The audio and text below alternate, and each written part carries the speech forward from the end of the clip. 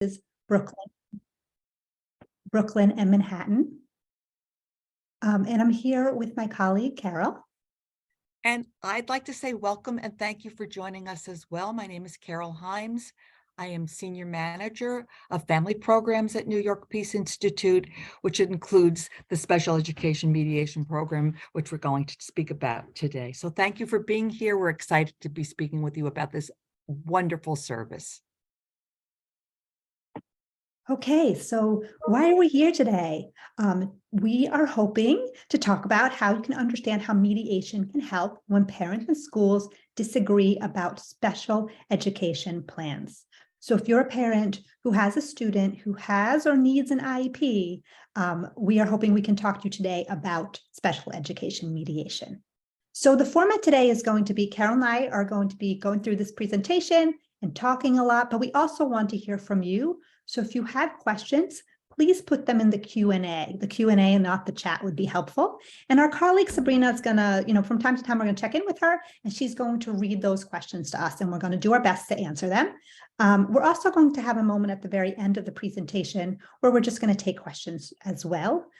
We ask that these questions are, broadly about special education mediation and not about a specific situation or student. If you have a question about a specific situation or student or contact information, we will be giving it to you at the end of the presentation, so you can reach out to us directly and hopefully we can help you there. Okay, next slide, please. All right, so who can request a special education mediation? It says who can request a free special education mediation, and it's free for everybody. So I want to make that really clear. Parents or guardians who have children attending public, private, or charter school who have or need IEPs can request a mediation. Also, schools or the DOE staff can also request a mediation. We see that less often, but it does happen. Often when it does, it's when there's been a communication breakdown between the parents and the school, where they're just not seeing eye to eye on how to support the student. And the school thinks that having a mediation in a supported conversation can help the situation. I just want to check in real quick to see if we have any questions so far. No questions. Okay. All right. So next slide, please. All right. So this is Jelen. Now, Jelen isn't a real student. He's an example of the kind of student we see in special education mediation. For confidentiality reasons, we would never use a real student as an example, but this is a good example of what we do see come across our desks. So Jelen is a 4th grade student. He's currently in he's currently in a general education class, and he receives SETS twice a week and counseling once a week. Now, SETS is special education, support from a special education teacher in math and English. His classification currently is learning disability. And recently, Jelen's academic levels have declined. And this is making him really frustrated. It's leading to him feeling really badly about himself, and he's having frequent outbursts. Next slide, please. So here's Jelen's mom. And if this were a real case, what would happen is that once the mediation request came to me, I would have a conversation with Jelen's mom, and I would have a conversation with the DOE representative that was going to be participating in this case. So let's pretend I talked to Jelen's mom. And this is what Jelen's mom said to me. She said, look, the school doesn't know how to help Jelen. I'm getting really worried. He's suffering in school. He's really struggling with his work. I see him struggling with his homework and his schoolwork. And also, the school keeps calling me, telling me that he's having outbursts. They call me, they interrupt me every day at work. Often I have to leave work and go and have meetings at the school. And I'm frankly afraid I'm going to lose my job. And she said that she asked for an IEP meeting, and they had the IEP meeting. And at the meeting, the principal suggested that they change Jelen's classification from learning disability to emotional disability. And Jelen's mom just didn't feel like this was appropriate.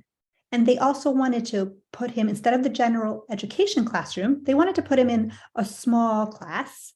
And Jelen's mom just didn't want that change to be made. So she's really frustrated. Next slide, please. Now, then I talked to the DOE representative. I'm not going to call the school directly, but the DOE representative is going to talk to the school and find out what's been going on for Jelen in school. And the DOE representative tells me that she's spoken to the principal, and the principal says that, look, Jellen's a wonderful kid, but his behavior has just become really challenging, and his grades are declining, and they don't know what to do. He's talking back to teachers and staff. He's getting into fights with other students, and he's really struggling in class with his academics. And the principal feels like the best thing to do is to put him in a smaller class, a 12 to 1-to-1 self-contained class with a special education teacher. And she also feels like his classification should be changed to emotional disability. Okay, next slide, please. So before I go to the next slide, I'm wondering if this is a student that sounds familiar, some parts of Jellen. Does he sound like maybe some student that you've met or you're living with or you're supporting? Can we use some virtual hands to see? Does he make sense to anyone? Okay, I see some raised hands. Here. There we go. Okay. Okay. Thank you. Thank you. I'm seeing some hands. So that's good. We see a student like this with some regularity or some aspects of this kind of challenge. So let's talk about what can Jellen's parent do when the parent is seeing these and has these concerns and seeing what's going on for her child. The first thing the parent can do, or one thing the parent can do, is speak with the teacher. Say, this is really what I'm worried about, and see, is there something else you might do or you could suggest? The parent could also speak with someone trusted at the school to try to address concerns. We know as parents, there are often pockets of people that maybe just hear you well, know what you're saying, and you trust. For some parents, it's the parent coordinator.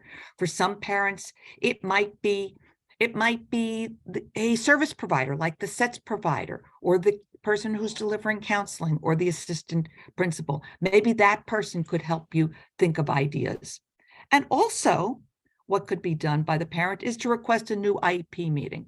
Now, in Jellen's mom's case, Jellen's mom already requested a new IEP meeting. So Jellen's mom has circled through these options and she's still worried. So next slide, please. We're going to talk about what could be done as next steps. The law basically says we want to support students who receive special education services or may need them and are not getting them.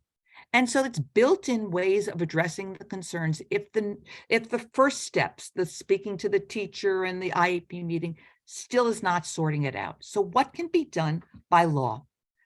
And these are, I would say parenthetically, these are two options, and you who are in the dispute may know what might be best, and sometimes you can request both. So let's go through each of these options.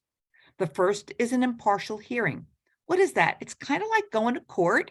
There's a person, it's an impartial hearing officer, like a judge, who gathers evidence from the parent. What are you seeing? That's your evidence. Gathers evidence from the schools. What are you seeing? And that officer makes a decision based on what that person thinks is appropriate given this situation. That's one option. The other option, that's what we're here for today, is mediation. And that's where basically there's a mediator, this neutral person who's supporting you, who know the situation, the parent who knows the situation best for their child, and the school that knows the best their situation best for the school in reaching a mutually agreeable decision. Now, I also want to say, I said earlier, these are not mutually exclusive. So if a parent, for example, were to ask for mediation, they could ask for mediation and also an impartial hearing, and that mediation could be delivered anytime up until the impartial hearing. So it's not an either or situation. However, once there's an impartial hearing and the office and there's a decision, can't go back on mediation. Can't be reversed. Okay? All right. So next slide, please.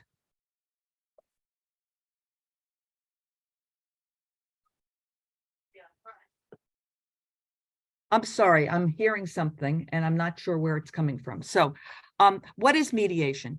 Mediation is basically, as I said, a process in which this neutral person, the mediator, meets with people who are having differences to support them in having their own conversation, talk about what their concerns are and what their goals are. And the hope is then, with the support of this neutral person, the people who are having the differences can find creative solutions. So let's go back to Jellen, for example. In Jellen's situation, if there were a parent who is saying, I'm sorry, I'm hearing all sorts of noises. I'm sorry. Okay. If the parent, for example, wanted to have a new evaluation for Jellen, she's saying, I don't know what is going on. I just don't know. And I don't think you school know what's going on either. And the school were to say, well, we kind of think we do, but we'd also like to see what those evaluations could bring. If they came together and made that decision, then they could reach an agreement on that path going forward. Next slide, please. So what happens in this mediation situation? What does it look like? Well, there's this neutral person, the mediator, who starts with what we call an opening statement. What do? They basically welcome people, introduce them, because lots of times people don't even know one another. And so we introduce, and then we will frame what's to be expected in that session. Following that, each person in the situation, in the conflict, would have what we call uninterrupted time. Jellen's case, Jellen's mom would talk about Jellen and what her concerns are. And then the Department of Education representative would talk about what their concerns are and what they're seeing in the school. Uninterrupted, really just talking about what's going on. Following that framing of what the issues are, the mediator would support the people in the room in having a conversation. Now, I know when there's a conflict, you all have had conversations before. How is this different? There's this neutral person, the mediator, there supporting each person, expressing their concerns, asking questions, maybe to probe about what possibilities are and what's going on, and really keeping you all focused on that student, on what's going on. So the support is there in a way that wasn't there before. In many cases, then there is a brainstorming session. Let's go back to Jellen. Or someone might suggest evaluations. Someone might say, well, let's try that small class. You heard Hannah say, oh, maybe he could go into that small, I think it was a 12 to 1-to-1 class. Well, maybe it could be tried just a little bit. You try that. Maybe you increase the sets in the meantime. You could go gather those options and then kind of assess them, see what they look like, and see what makes sense to the parties. And if they then reach an agreement on how to proceed, the mediator would write up an agreement then and there, and it's legally binding. I'm going to pause for a minute because that's a lot of information. And Sabrina, I'm wondering if there are any questions that you're seeing, or if anybody else wants to put some in right now. We do have one question asking more about who typically requests the mediation and if it's the parents. Okay. Hannah, I see you're about to. Go ahead. So it's more often the parents that request the mediation. Most often we see it from the parents, but from time to time we see that the school requests the mediation as well. So that can happen. If that doesn't answer your question, just add something in the Q&A and we can elaborate. Okay. Can I just add to that? It has to be someone who has the legal authority to make some decisions. So the parent or the guardian, sometimes there's a guardian, most often it's the parent who's the decision maker, would make the request. Then the school could ask, but the DOE rep would have to be the more senior person who has the ability to make decisions, would have to be on board before that would be proceed as a request that we would then think about whether it would proceed from the parent's point of view as well. Okay. Yes. Thank you for clarifying that. Usually by the time it comes to us, the school staff has already consulted with the DOE representative and decided together that a request makes sense. Okay. Next slide, please. All right. So going back to Jellen, what issues came up? What issues might come up in a mediation for Jellen?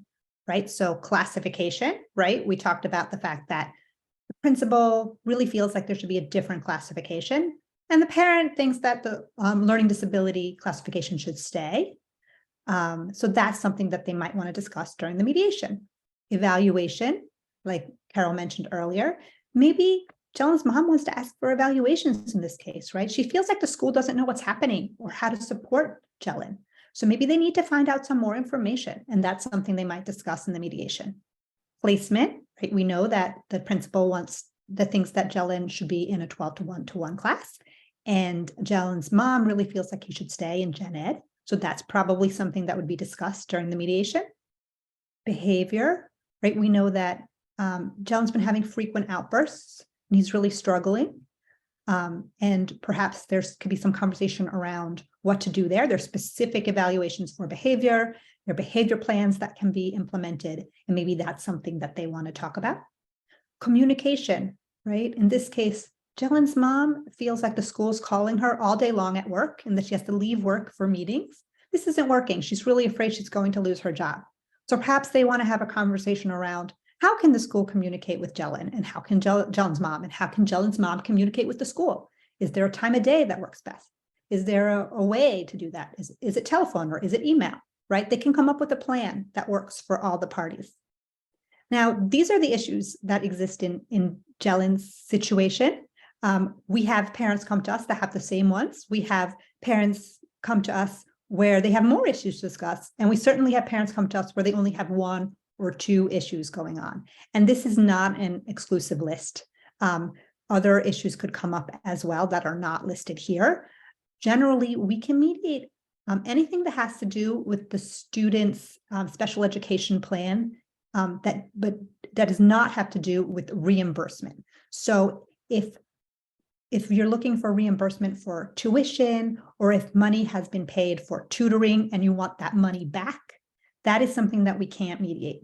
If you're looking for, some tutoring or some type of service in the future and you want the DOE to pay for it and you haven't laid out money, then that's certainly something that we can mediate. But when you're asking for money back, that's something that we can't mediate.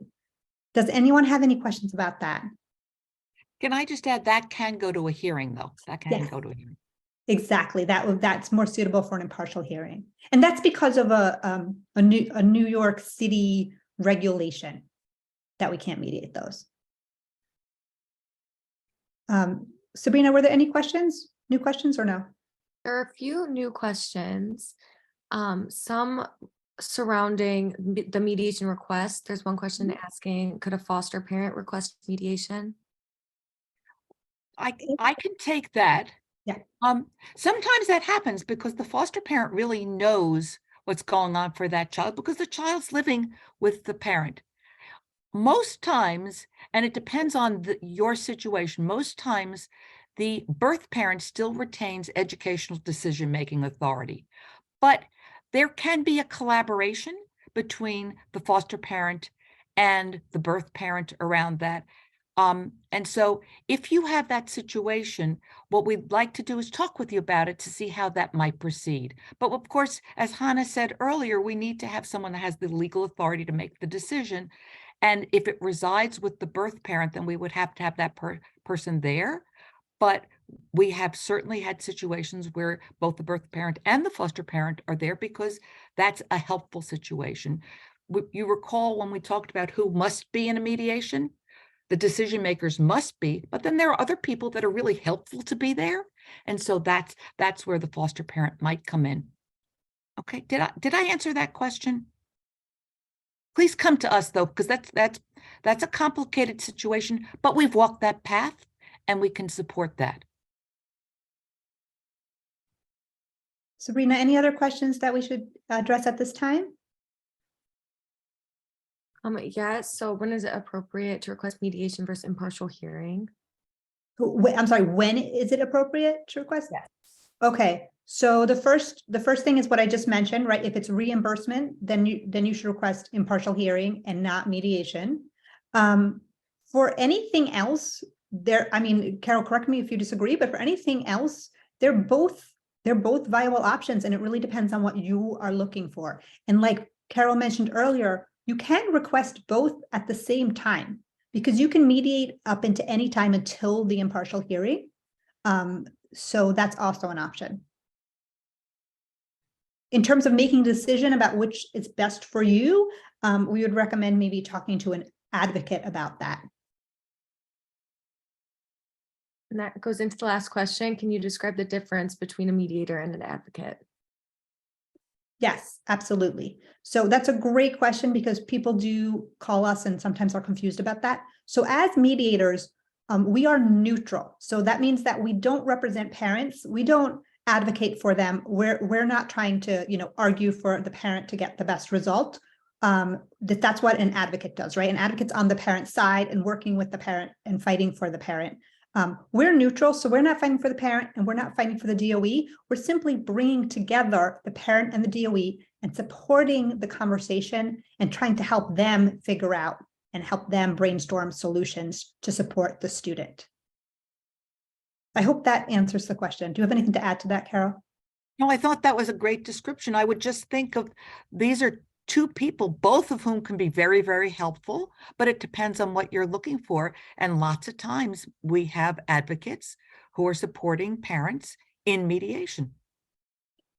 And we often, if somebody reaches out to us and requests a mediation, I have a conversation with them. Like I said, I would have had a conversation with Jellen's mom, and I always offer to send a referral list of advocates or attorneys. So that's always an option for parents who come to us. Any other questions there, Sabrina? Yes. What about home support and parent education? I'm not sure. Do you understand that question, Carol? What about home support and parent education? Oh, I'm thinking of two pieces. So, for parent education, sometimes we see parents, especially of children on the autism spectrum, that are receiving some support, and that's certainly something that can be discussed in a mediation. I'm not sure if that's what the questioner was asking about, but that sounds it's likely to me.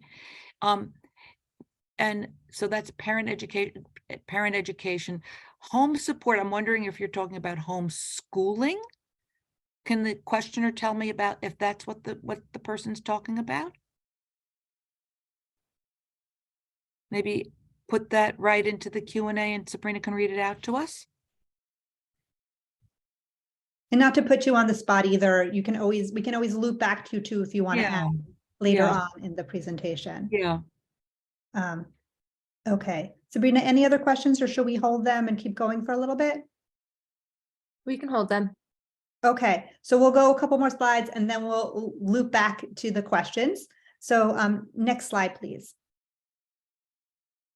Okay, so who is in the mediation session, right? Carol talked a little bit about what it looks like already, but a little more on that. Right now, we're doing all of the sessions on Zoom. We tell people to block off 2 hours. Sometimes the mediations are quicker than 2 hours, right? If there's someone who's just coming to us with one issue, one concern, sometimes it'll be quicker. Sometimes the parent and the DOE need some more time to discuss the issues. And in that case, if all the parties agree, we can set up a second session and continue the conversation. So who has to be there? Like Carol kind of touched upon this a little bit earlier. The parent or the legal, the person who has legal custody, legal decision-making has to be there.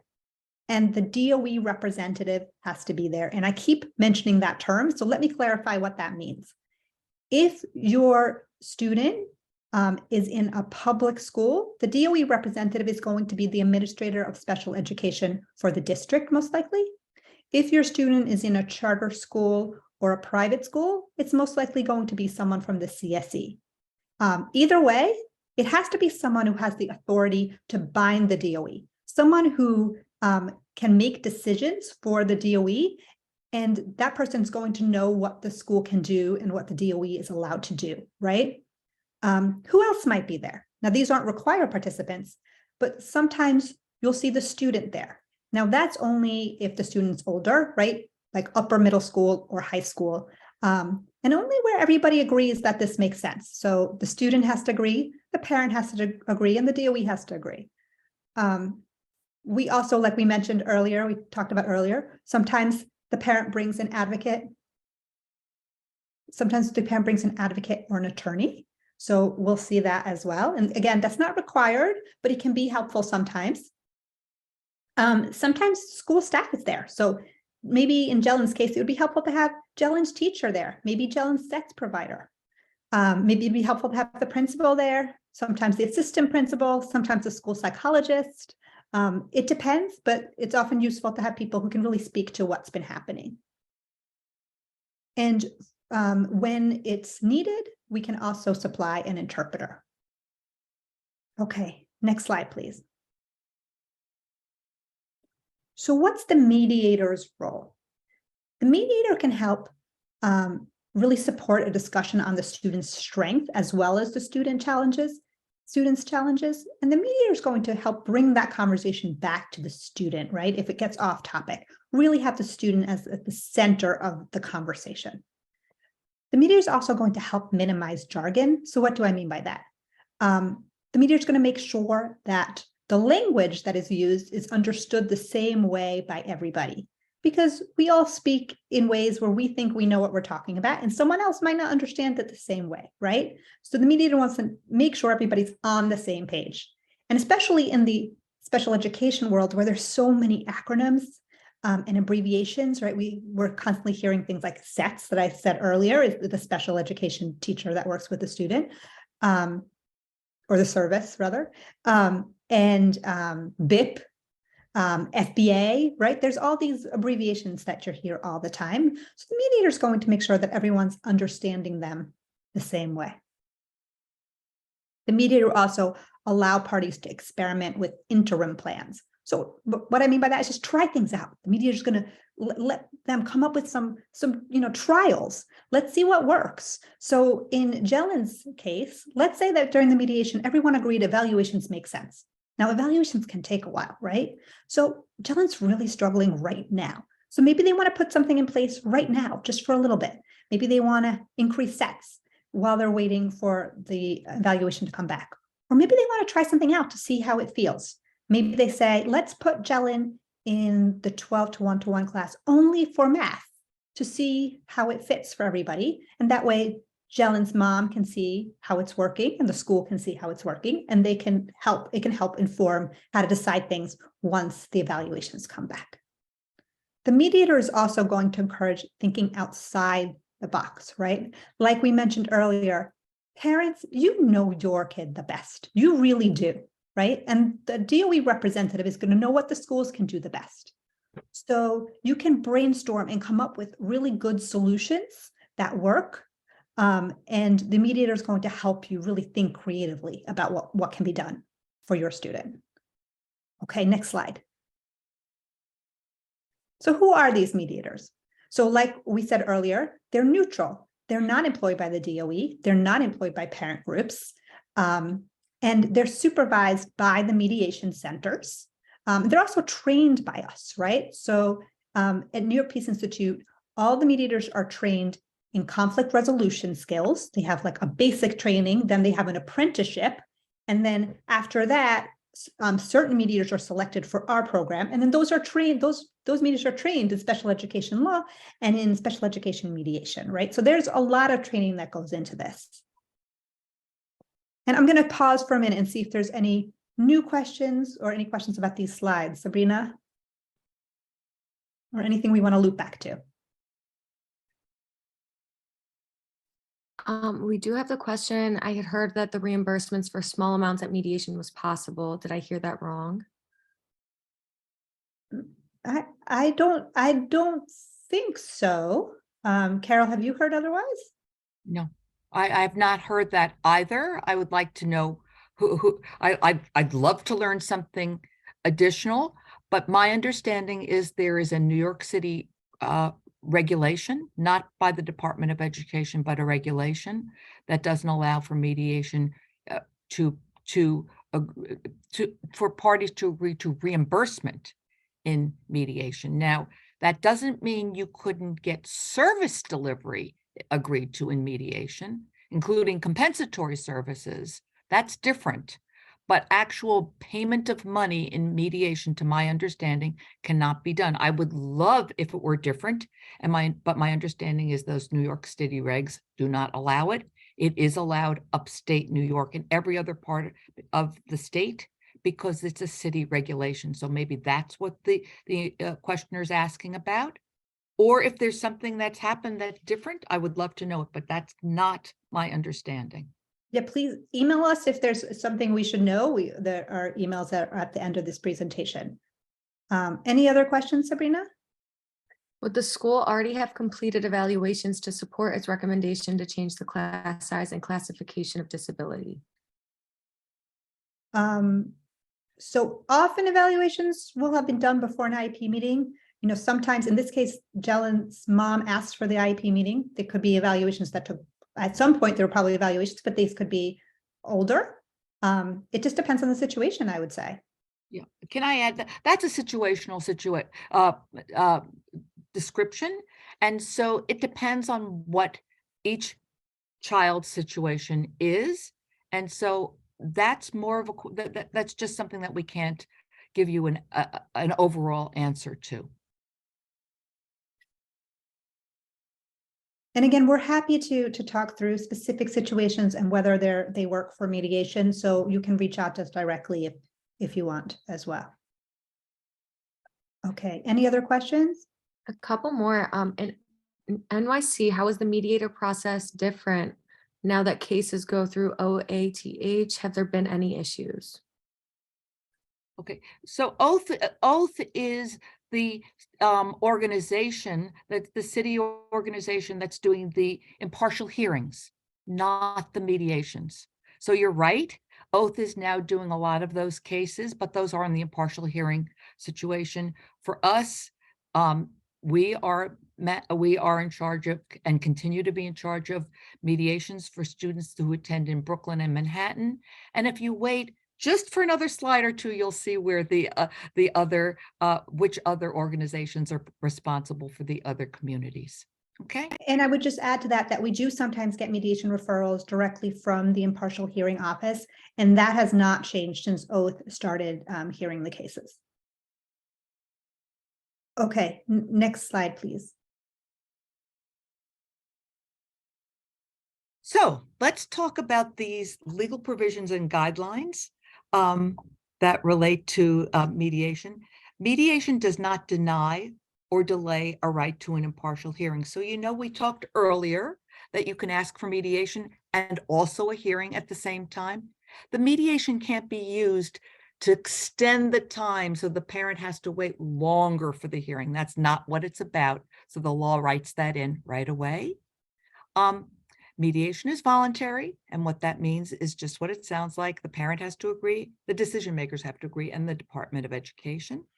If there's a mediation that results in an agreement that impacts the IEP, for example, if Jellen were to have an increase in sets, the IEP has to be amended immediately, and there can be no negotiation around that. It has to be updated, and the word in the law is immediate. And lastly, mediation conversations in that session are confidential. And so what that means is the parties are free to say what they have to say and not worry that someone sitting in that room is really using it to get information that they can then use in another forum, like an impartial hearing. Now, there are exceptions to the confidentiality. I can think of three. The first is if there's a concern about a very serious harm to a child, there's an exception for that. There's an exception, of course, if there's an agreement, you want it implemented. So in the case of the sets provider has to be, for Jellen, the sets provider has to be informed, the IEP team has to be informed, the agreement has to be implemented. And lastly, we need to provide the agreements to the New York State Department of Education, who need it for auditing purposes. They want to be sure that we're delivering services in a quality way. Okay, any questions about that? Okay, next slide, please. So let's talk about these mediation agreements. They must be in writing and signed by the parties. Why? Well, you want to eliminate any future possibility that there's a question about what was agreed to. Well, what's the best way to do that? You solidify it in writing. And how do you know that everybody agreed? You get them to sign. That's it. So everything is in writing and signed, and then it's binding. It has the same impact as going to an impartial. It's not better or worse. It just needs to be implemented. In those agreements, we include specific action plans with timelines and accountability. So what does that mean? It means, let's go back to Jelen. In the case of sets, we say, okay, who is going to order the increase in sets? Maybe it's likely the DOE representative that's going to tell someone to get that going. When will it be done? It has to be implemented by the next Monday in school. Who is responsible for delivering it? The DOE representative will tell the principal, who will then tell the sets provider. Who is going to do what by when? We want to remove the possibility of having future conflict, knowing what's happened in the past. So we try to get very, very specific. Lastly, these agreements are then brought to the IEP team for implementation. These are not renegotiated. The IEP team can't say, I don't like the idea of the sets increase for Jelen. If that's what the parties, the DOE representative and the parent agreed to in mediation, that's a done deal. So the IEP just has to be updated. Next slide, please. Okay, so does mediation work? The short answer is yes, it can be very beneficial. These are the mediation outcomes from 2020 to 2022, just from New York Peace Institute. So this is a little over 300 cases. Although it's specific to New York Peace Institute, it's similar to what we're seeing across New York State. And you'll see that there's an 87% agreement rate. That means in 87% of the cases, agreement is reached. Now, 11% of those are partial. Partial agreement means that there was more than one issue in the case, and some of the issues, one or more of the issues, were not resolved, right? But some were resolved. So in Jelen's situation, maybe there was agreement as to how to handle the behaviors, evaluations, but there wasn't agreement on placement. And now that's something that Jelen's mom could continue to in partial hearing to discuss if she wanted to, where there's been a partial agreement. But she couldn't continue to impartial hearing on what has already been decided, right? Because that's been decided in mediation. So there's no agreement in 13% of the cases. But I do want to point out that even when there's no agreement, sometimes mediation can still have been a success. So it can be really empowering for parties, and it can help parties understand each other and understand the situation, and it can help mend relationships. So going forward, communication can be better between the parties. Next slide, please. Okay, so what are the benefits of mediation? It's fast and efficient, right? Impartial hearing can sometimes take some time to schedule. Usually with mediation, we can schedule it in about 3 weeks. And the process, like I said, it's really empowering for all parties. So when you're the one who's making decisions for your student, that can really empower you. And in this situation, like I keep saying over and over again, you know that you as a parent know your child the best, right? So it makes sense that you should be part of making the decision for your child. It also can really improve the parent-school relationship. In the situation with Jelen's mom is feeling incredibly frustrated because the school keeps calling her during the day and keeps pulling her away from work, right? And she's frightened she's going to lose her job. So she's feeling upset and frustrated, and she feels like the school doesn't know how to help her son. The school staff is probably feeling frustrated too, right? They really feel like they know what's best here, that Jelen needs more support in a small class, and Jelen's mom doesn't want that. So the relationship is starting to deteriorate.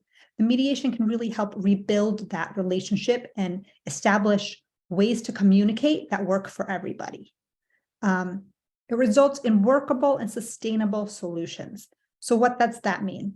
Again, because the parents know the kids the best and the DOE knows what the school can do the best, the solutions that they come up with together through brainstorming, they work and they stick, right? They can really last because they're solutions that are carved out for the specific student. Okay, next slide, please. Actually, let me pause for a second also and just see if there's any questions about any of that. Are there any new questions, Sabrina? There are a couple new questions. For one, please address the role of fact finding in these processes. Is that also a role for the impartial mediator? That can take quite a bit of time, right? Yeah, so the way fact finding works in mediation is that it's all through conversation, right? So like Carol mentioned, in the beginning of the mediation process, each party is going to take time to tell their story and explain their situation. And the mediator is going to ask questions and follow-up questions to try to really get to the bottom of all the facts. So that's what fact finding looks like in a mediation. Do you want to add anything to that, Carol? Well, sometimes just this. Sometimes we have these other people that don't have to be at the mediation, but they're helpful. So, for example, in Jellen's case, maybe the school psychologist would be there and talk about what that person is seeing, what they're seeing on the testing so far, and add to the facts in that way. So the fact finding isn't the same as, for example, in a litigation where there's discovery and document sharing, but there is a more, what I would call, informal but very effective process for gathering information. Similarly, there could be a discussion about where is the sets provider seeing Jellen's levels. So the sets provider could be in that session and talk about, okay, well, Jellen was reading on X grade level, and now Jellen's reading on Y grade level, and during what period of time. So the facts come out that are important to the parties, but it's not a formal discovery process that we think of in a litigation situation. And once in a while, there'll be a parent that has some type of documentation that they really want to share. And in that case, they will ask us to distribute that to the mediator and to the DOE, and we will do that before the mediation, so everyone kind of has those facts. So sometimes that's like an evaluation by an outside provider, or something that a doctor wrote, something that they want to share. Okay, any more questions, Sabrina? Two more. If you are asking for an evaluation or sets at an enhanced rate, can that be done at mediation? Yes, absolutely. That can be done at mediation. We see that very frequently, both asking for an enhanced rate for sets or sometimes, other services like speech or OT. Absolutely. And the other example as well, we see a lot. Like I said, most issues we can mediate, right? If it's not about reimbursement of money that's already been spent, we can usually mediate it. It has to do with special education. Okay. I think you said there was one more, Sabrina? Yes. Is this webinar addressing just the educational aspect or safety of the student in the school building? Now, safety of the student is something that can come up in a mediation if it has to do with the special education plan, right? So, like, for example, sometimes parents want a para. They feel like their child really needs a para, and they feel like their child is not going to be safe without a para. And that's something they can absolutely ask for in a mediation. I'm not sure if that's answering your question. If not, feel free to add in the Q&A. Carol, did you interpret that differently?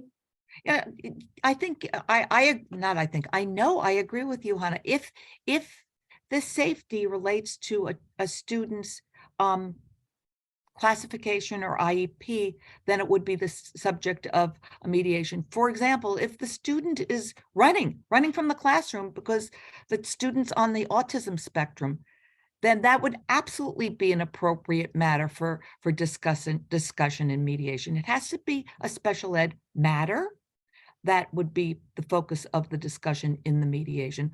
Otherwise, there are other avenues for those discussions. They're important discussions, but they're not special education discussions. Okay? All right. So back to the slides. How can you ask for mediation if you want one? So you can call or email the mediation center in the county where the student attends school. So again, this isn't where you live, right? The county you live in, but the county where the student attends school. In our case, you can also go onto our website and request mediation that way. Once you get in touch with us, we will walk you through the form that you need to fill out. It's like a one-page, very easy form to fill out to request mediation, and that needs to be sent back to us and to the school district. But we will walk you through all that if you contact us. And next slide, please. These are the other mediation centers.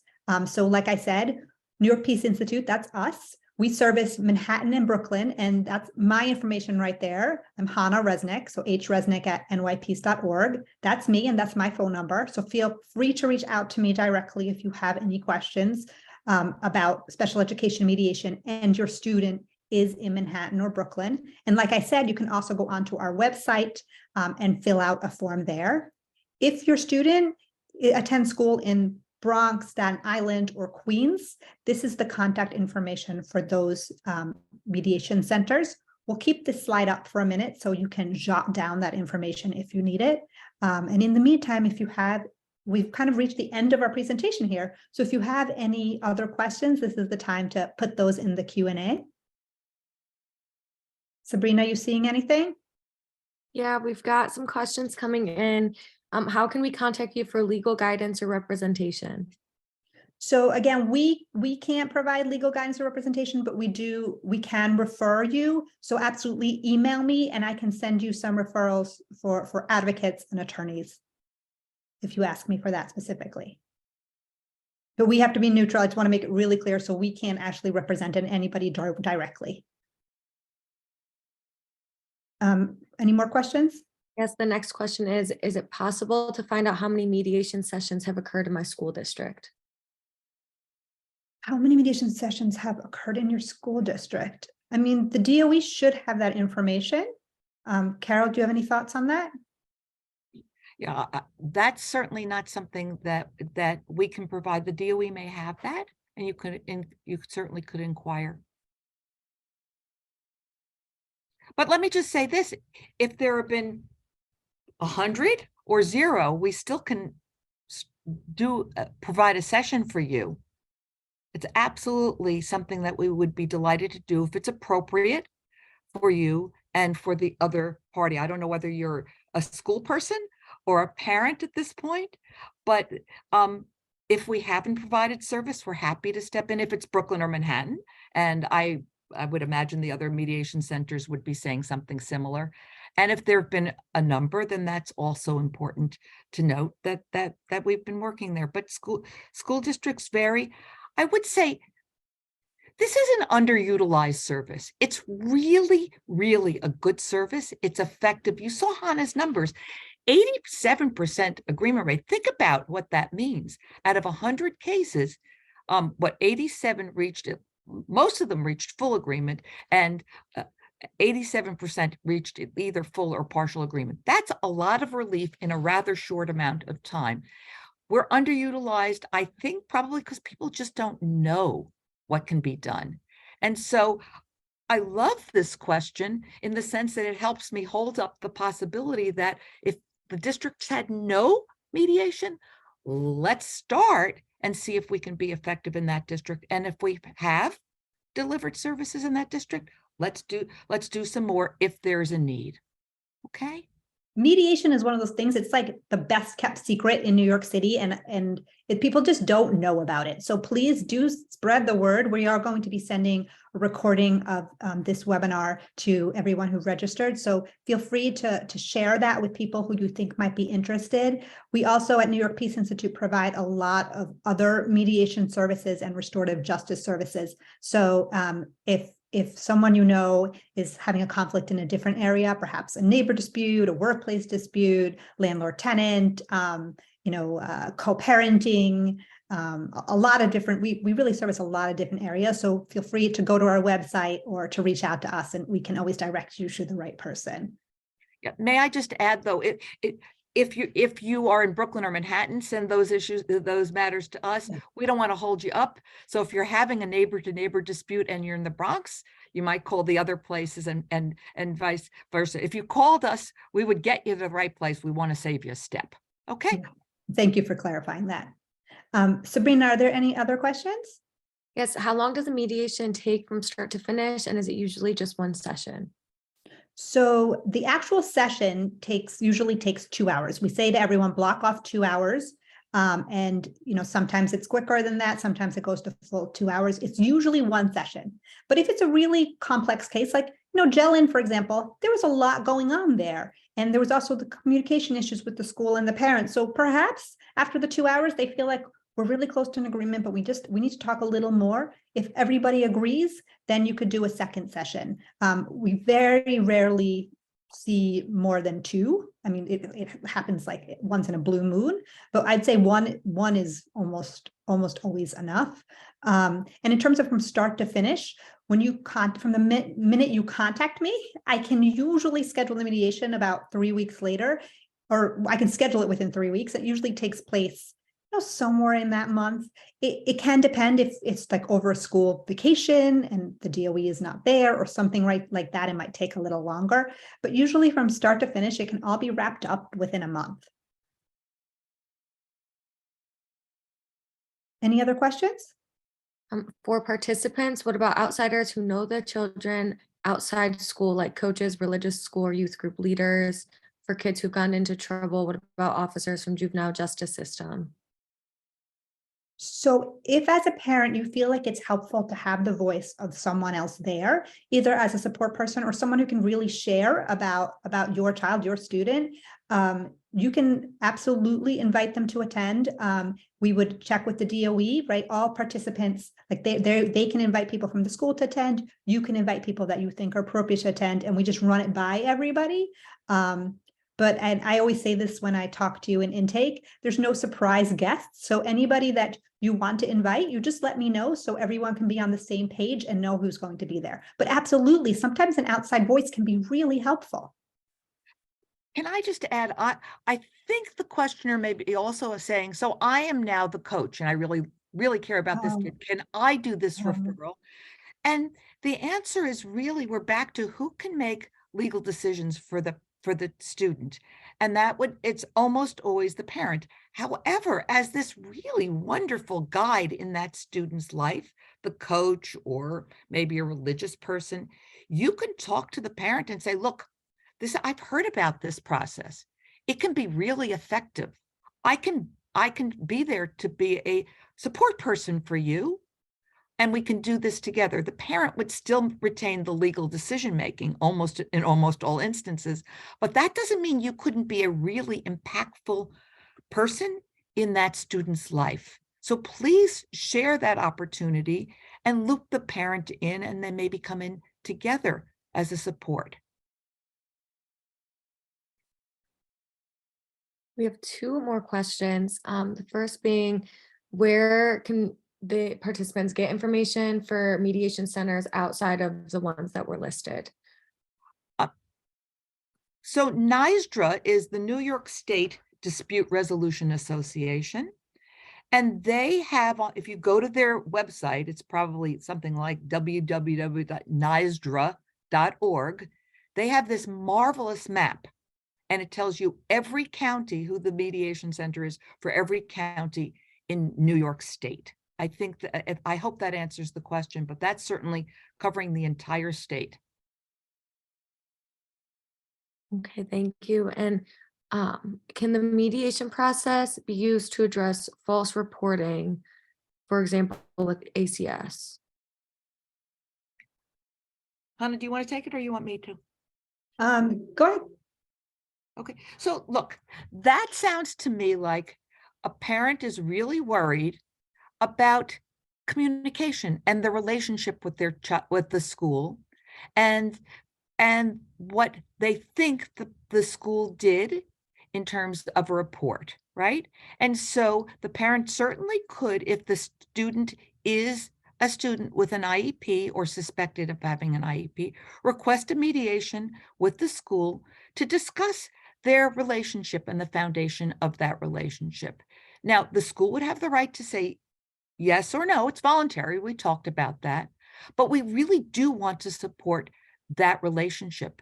And this is the reason. We know that as parents and as schools, you are in an ongoing relationship. It's not like you're going to buy a stick of gum and then walk away from each other. You are together for a long time. Sometimes there are kids behind, there are kids in front. And so that relationship is important. And so to iron out those differences might be really helpful. So we would be able to have that conversation if both decision makers were willing to have it, and if the student were a special ed student or suspected of needing one. Okay.